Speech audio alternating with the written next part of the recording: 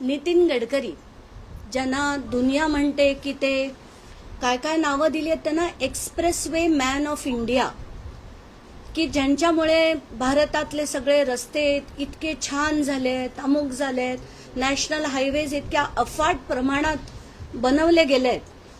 तर हे expressway man, हा एक्सप्रेसवे मॅन काय आहे याचा मोठा खुलासा मी आता करणार आहे. खरं तर मी नितीन गडकरींवर एक मालिकाच करणार आहे. याचं कारण असं की मी एक छोटा विषय लढत होते.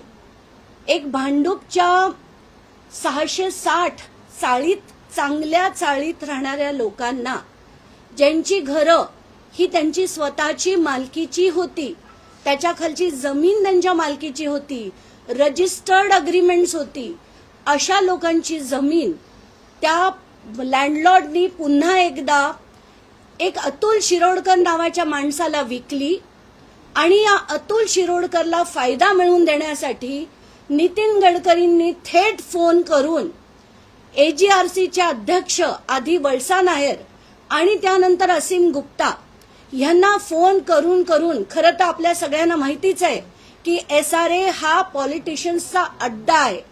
तर हा पॉलिटिशियन्सचा अड्डा, नितीन गडकरी सुद्धा त्याच्यातला एक भाग आहे.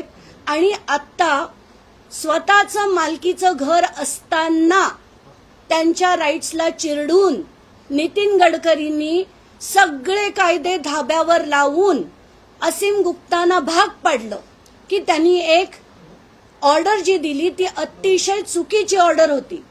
एवढंच नाही तर त्याच्यावर एका अधिकाऱ्यांनी डिसेंट लोट सुद्धा लिहिलेली आहे की ही ऑर्डर आहे, ही चुकीची आहे.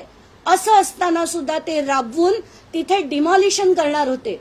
आणि त्याच्यात मी माझा इगो बाजूला ठेवून, म्हणजे खरं तर नितीन गडकरींविरुद्ध मी 11-12 पासून लढतीये, पण मी माझा स्वाभिमान बाजूला ठेवून नितीन गडकरींना भीक मागायला, की या लोकांना चिरडू नका म्हणून भीक मागायला मी दिल्लीला गेले एप्रिल महिन्यात की हे असं होऊ देऊ नका. त्याच्यानंतर सुद्धा त्यांनी ती ऑर्डर राबवली. 11 सप्टेंबरला आत्ता ती ऑर्डर आली आणि त्यांच्या घरांचं डिमॉलिशन करणार आहेत. हे जेव्हा मला कळलं तेव्हा मी म्हटलं या माणसाला आता अद्दल ही घडलीच पाहिजे. कारण हे जितके पॉलिटिशियन्स आहेत त्यांची हाव इतकी सुटत चालली आहे की आता सगळे कायदे धाब्यावर ते लावतात. वरनं पॉलिटिशियन्सनी अधिकाऱ्यांना फोन केले की अधिकाऱ्यांची हिंमत होत नाही त्या विरुद्ध त्यांची ऑर्डर द्यायची. कायदे बिदे गेले खड्ड्यात. कायदा हा त्यांच्यासाठी नसतोच, पॉलिटिशियनसाठी तर नक्कीच नाही. म्हणून आजपासनं मी असं ठरवलंय की अशा लोकांना धडे शिकवायचे.